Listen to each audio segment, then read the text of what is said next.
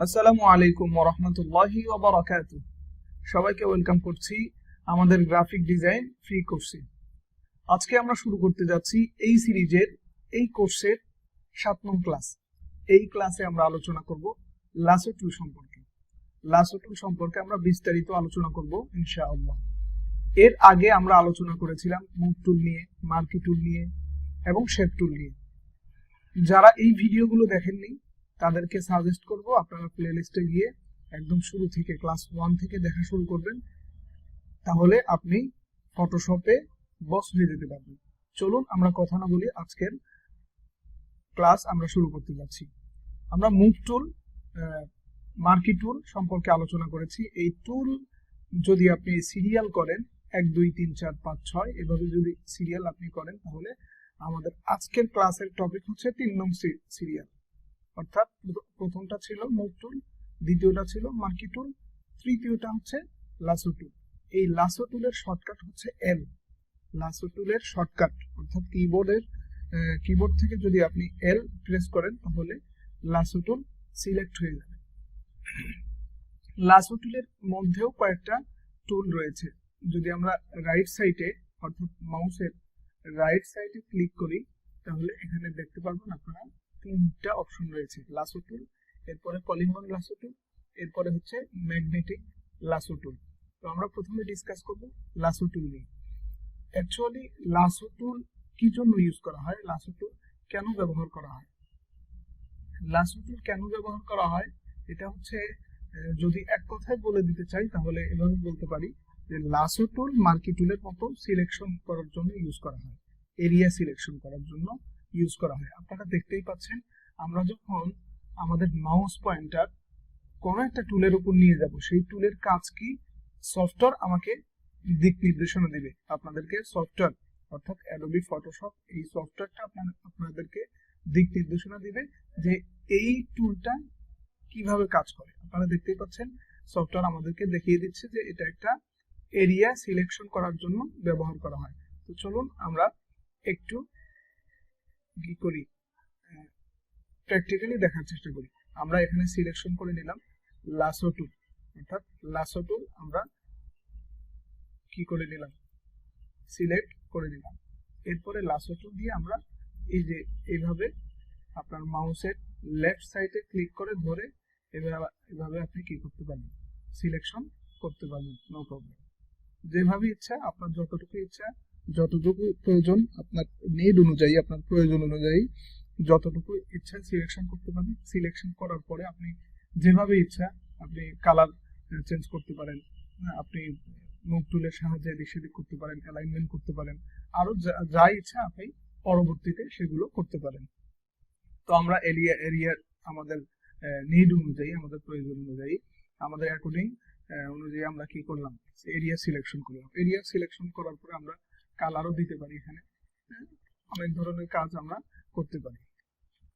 তো আমরা সেগুলো করছি না, আপনাদেরকে শুধুমাত্র দেখিয়ে দিচ্ছি। আর এই যে পিএইচডিটা দেখছেন, এটা আমাদের বিগত ক্লাসের পিএইচডি। বিগত ক্লাসের মধ্যে আমরা এই ডিজাইনটি করেছিলাম।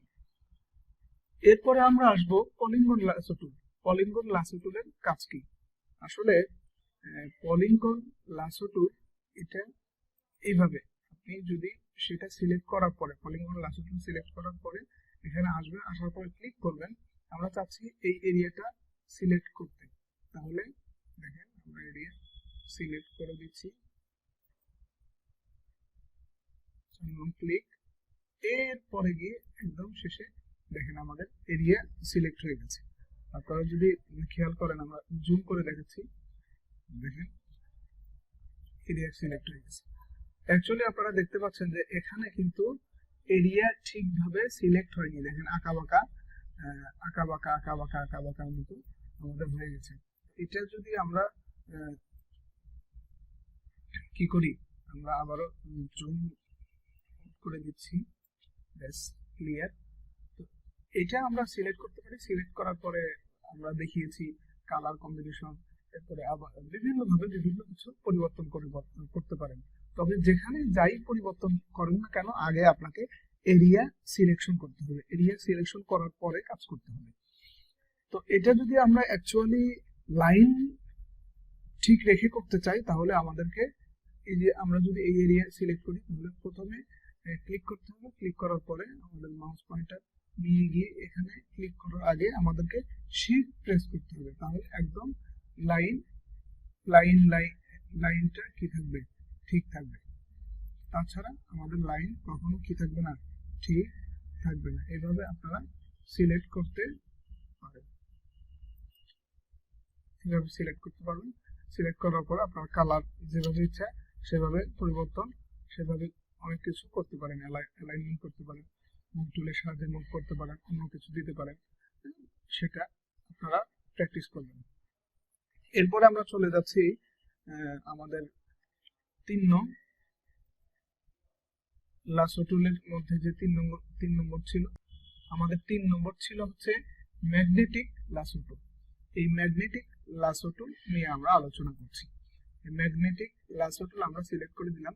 এরপরে যদি আমরা এখানে একটা ক্লিক করি, ক্লিক করার পরে আমরা এই যে মাউস আমাদের যত বেশি হাত পাকা হবে মাউসে, দেখতে পাচ্ছেন আপনারা যে এই ম্যাগনেটিক লাসো টুল আসলে একটা কালার আরেকটা কালারের সাথে ডিফারেন্স করার জন্য এটা কি করা হয়, ব্যবধান করার জন্য ব্যবহার করা হয়। তো আপনারা এটা প্র্যাকটিস করলে আশা করি আপনাদের হাত আরো বেশি মজবুত হবে, আরো বেশি ক্লিয়ার হবে। আপনাদের ইচ্ছা অনুযায়ী আপনারা কি করতে পারবেন, সিলেকশন করতে, এইভাবে সিলেকশন করতে পারবেন, এভাবে সিলেকশন করতে পারবেন।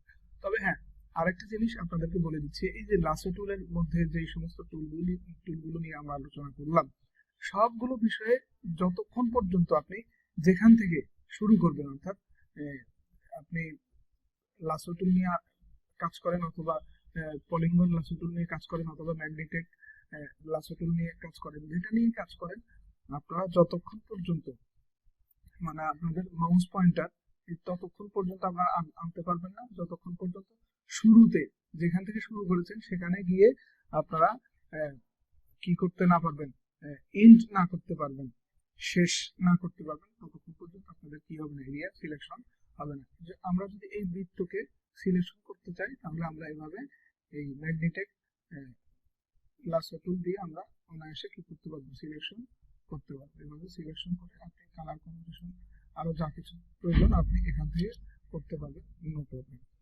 তো এই ছিল আমাদের মোটামুটি লাসো টুল সম্পর্কে আলোচনা। লাসো টুল নিয়ে আপনি যত বেশি প্র্যাকটিস করবেন আপনার তত বেশি কনফিডেন্স আরো বাড়বে, আপনি তত বেশি পাকা হবেন। এরপরে আরেকটা দুইটা বিষয় নিয়ে আলোচনা করতে চাই, সেটি হচ্ছে এই লাসো টুলের মধ্যে যাতে করে আপনারা সব দিক দিয়ে পারফেক্ট হতে পারেন এবং আগামীতে আমরা যখন ওয়েব ডিজাইন করব, যখন অ্যাপ ডিজাইন করব, তখন যেন আপনাদের কোনো সমস্যা না হয়। এখন আমি আপনাদেরকে দেখিয়ে দিচ্ছি জুম কিভাবে করবেন এবং জুম আউট কিভাবে করবেন, জুম ইন এবং জুম আউট। এটা আমরা জানি, সকলেই জানি এটা কিভাবে করতে হয়। কন্ট্রোল প্রেস করে এরপরে কিবোর্ডের প্লাস প্রেস করলে আপনার কি হবে, জুম ইন জুম ইন হবে। আপনারা দেখতে পাচ্ছেন এভাবে আমরা জুম ইন করতে পারি। আর জুম আউট করতে পারি কিভাবে, কন্ট্রোল চেপে ধরে এরপরে মাইনাস করলে, মাইনাস চেপে ধরলে আমাদের কি হয়ে যাবে, জুম আউট হয়ে যাবে।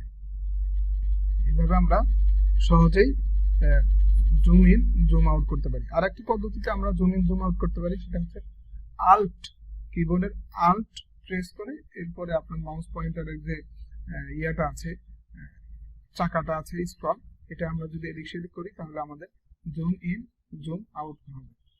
এরপরে আপনারা সহজেই, অতি সহজে আপনারা এদিক সেদিক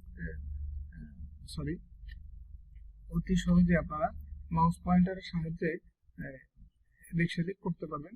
হ্যান্ড মানে এই পিএইচডিটা এদিক সেদিক করতে পারবেন। তবে এদিক সেদিক করার আরেকটা শর্টকাট হচ্ছে আপনি কিবোর্ডের স্পেস বার চাপবেন।